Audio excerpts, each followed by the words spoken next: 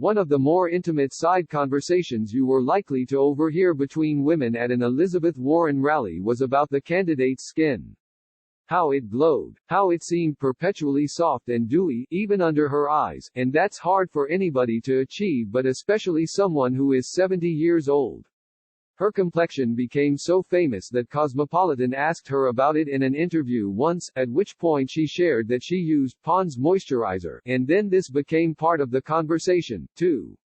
Pond's, such a simple, old-fashioned beauty tip, given so willingly by the woman who had a plan for everything, even your combination skin. Men who never had a beauty magazine lecture them about their T-zones might have found this line of questioning silly, and people who think candidates should be grilled only on their policies might have found it offensive. Would you inquire after a male candidate's beauty routine this way?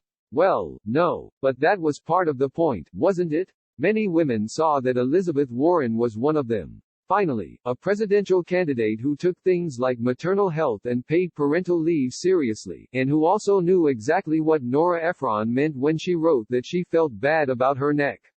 It was an impossible tightrope, but she made it look easy. She made most things look easy.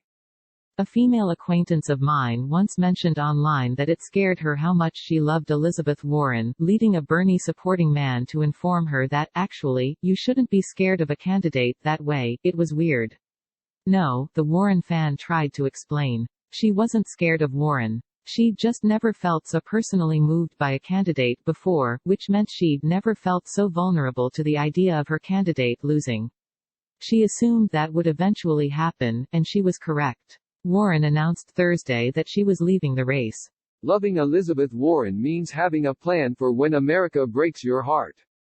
From almost the beginning, her candidacy was haunted by the gauzy, shapeless specter of sexism, which it turns out is the worst kind of sexism, because some people can feel it in their bones and some people don't believe it exists at all.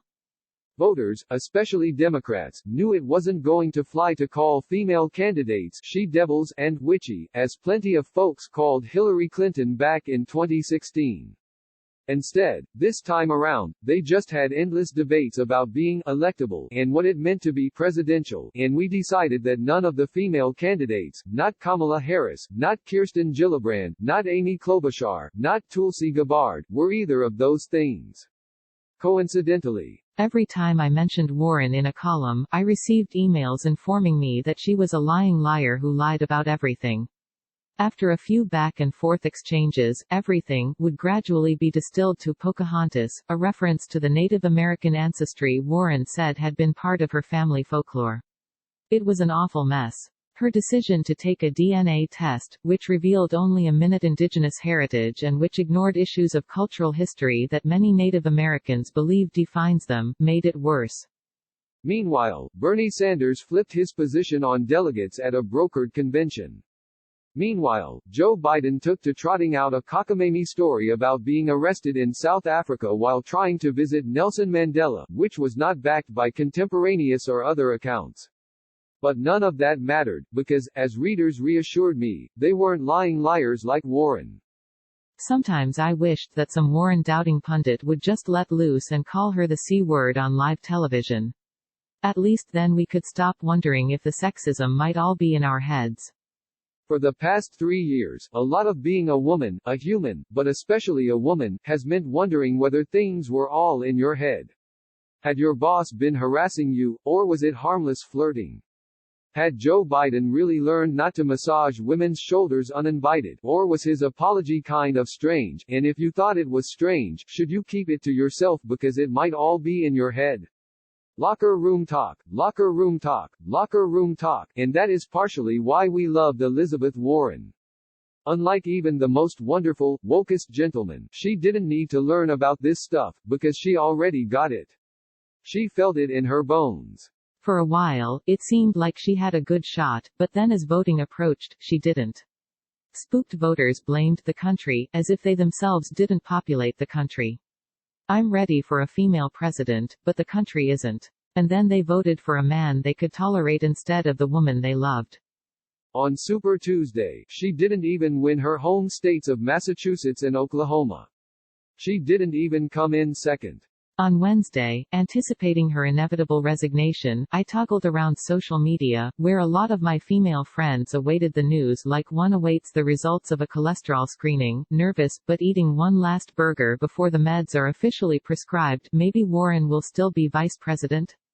And mostly, mentally making a to-do list of all the lifestyle changes you'll force yourself to make when the bad news arrives.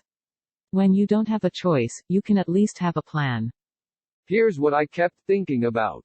I kept thinking about Elizabeth Warren going back to her house or her hotel, exhausted and disappointed, having spent a career trying to do the right thing and now preparing to do the right thing again. Drop out.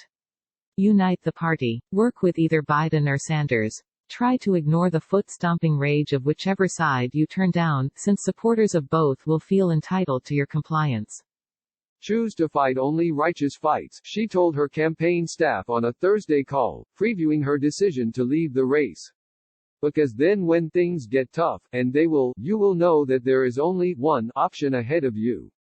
Nevertheless, you must persist. I thought about how, exhausted as she is, she'll still remember to open the jar of Pond's cold cream and dab it across her forehead and cheekbones, the way her older cousin Tootsie once taught her, because these are the rules of womanhood.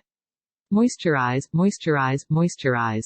Put on your fresh face for the next day. Cultivate your little tips and tricks, your time hacks and the secrets of your success.